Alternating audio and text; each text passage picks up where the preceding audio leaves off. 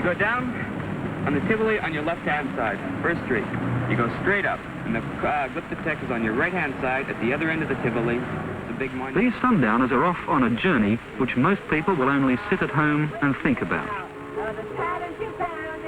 Today they follow their fancy around Copenhagen, that 800-year-old city which, it said, grows younger every year.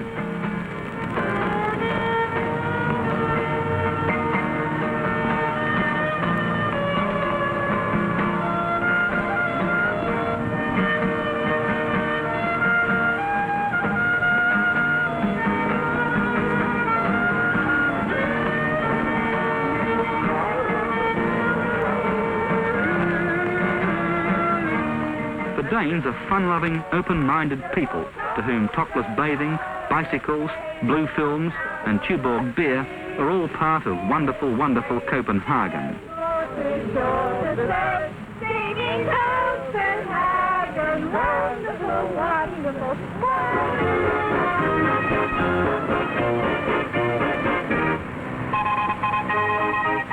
A fabulous night out at the Tivoli Gardens rounds off the day.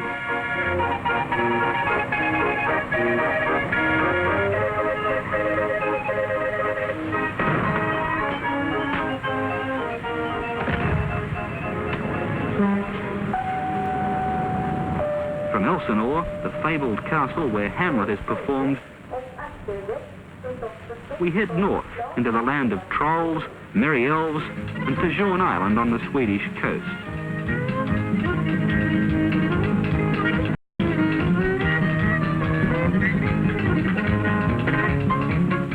Everyone is quick to grasp the erection business, and Tent Town pops up like toadstools.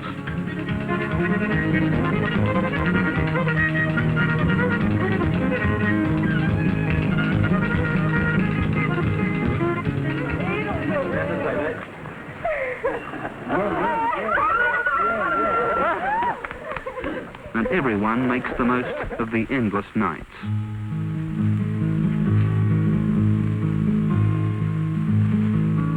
Dawn brings a dazzling display of man and nature combined.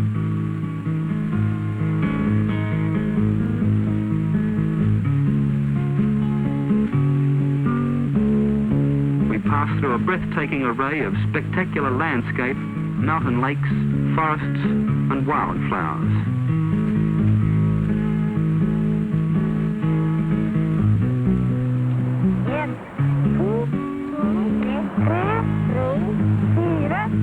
The delightful discovery of a quaint Nordic village makes this stopover a beautiful memory.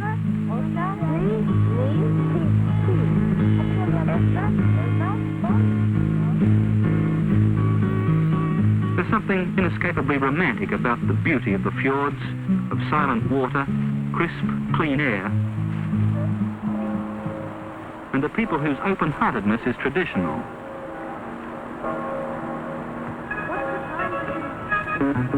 Frogner Park, Oslo, depicts the life cycle of man.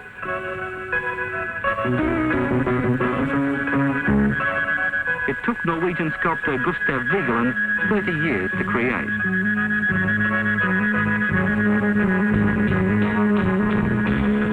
It's this same spirit, these same Vikings, these blonde giants who have set sail on heroic voyages, and who today have developed a design for living which is a model for the modern world.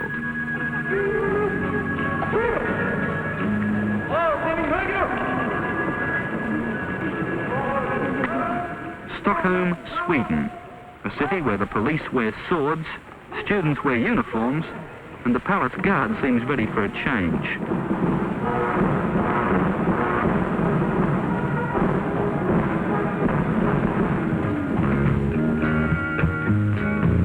We cruise off into the midnight sun through an island-strewn passage and gorge ourselves at a vast smorgasbord which culminates all there is about Scandinavian food. Our experiences so far have impressed us. And at dawn, we sight Finland. Helsinki for saunas, swims, and sun at the Olympic complex. But now, our thoughts are turning towards Russia, the Iron Curtain, to that mystery-shrouded world power. Farewell, free world. Will they really let us in?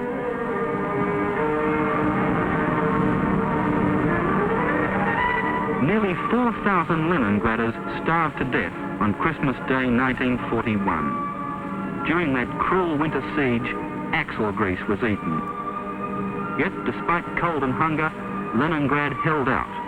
Not just that winter, but for 900 days. The hero city, because for the heroic defense of 1941. We're joined here by our guide for Russia.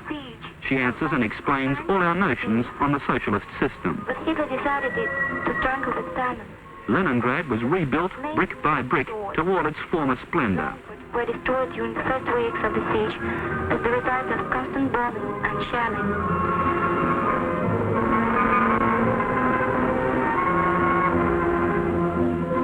The Summer Palace and the Hermitage house some of the world's greatest art treasures.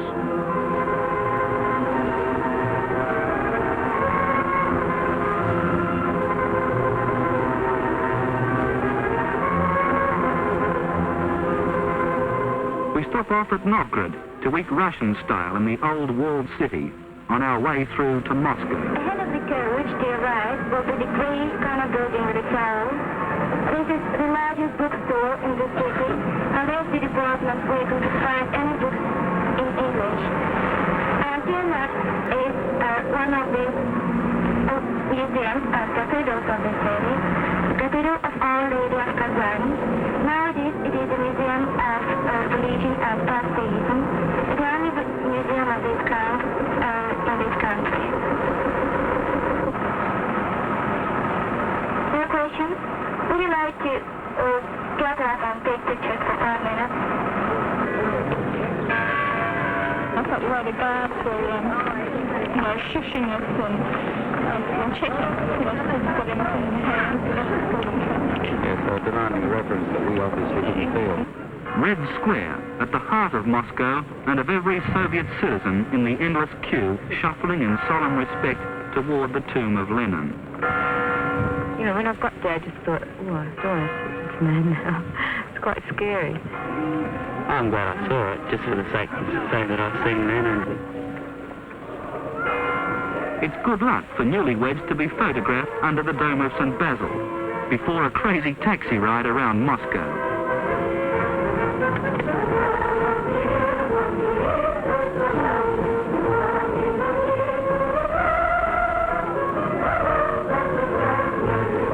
Home of the Bolshoi Ballet, and an opportunity to see some of the greatest at their art.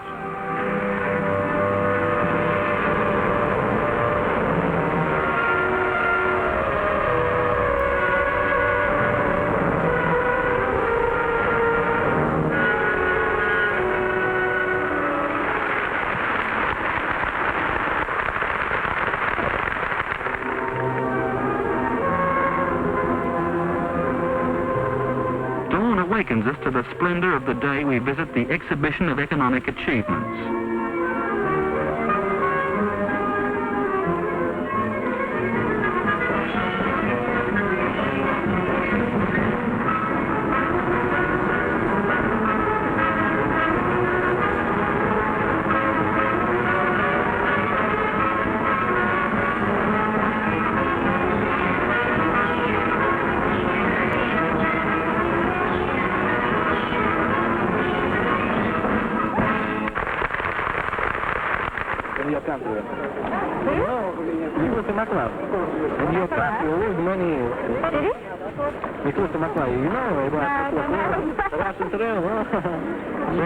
Good Russian guy.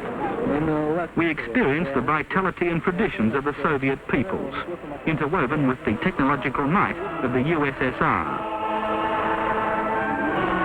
The space exploits of the Soviets are on show.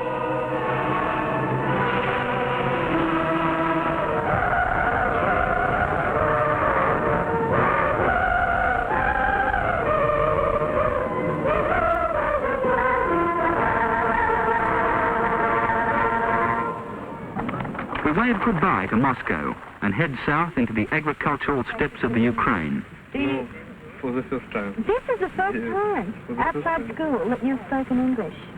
You are the first. Really? Few travellers come this way, and we're always the centre of attraction. English on that school.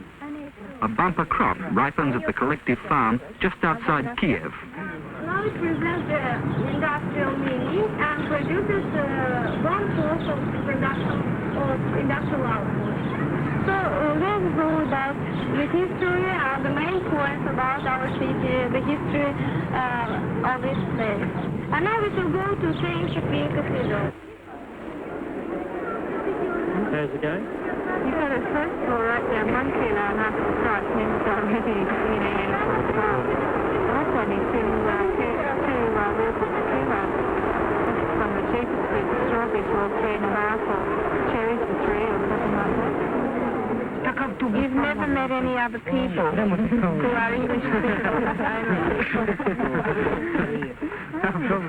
Holidaying workers and students use camping grounds throughout Russia, which serves as a wonderful meeting place for us. Everyone has a turn at cooking, which adds variety and a lot of fun to meal times.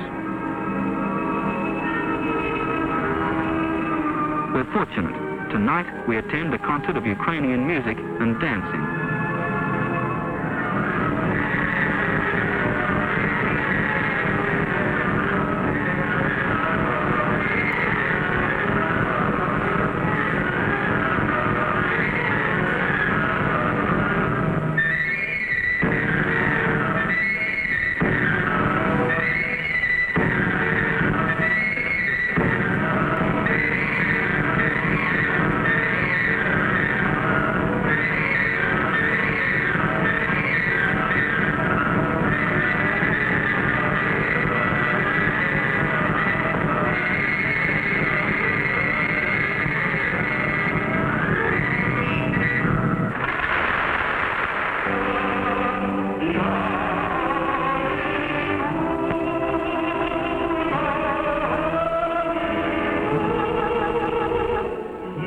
Steps at Odessa, of classic film fame in Battleship Potemkin, telling of one more chapter in the revolution.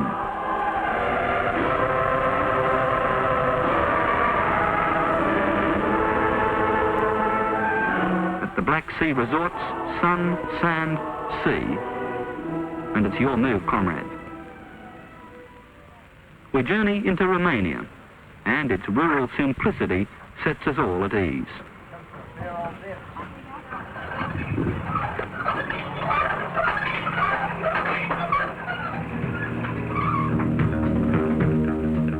Local curiosity surrounds us everywhere, particularly in market towns, which seem to have missed their turn in the revolution. We're heading west, across Europe, over the Transylvanian Alps, through Hungary to Vienna, that Strauss stronghold where the elegance of another age lingers on.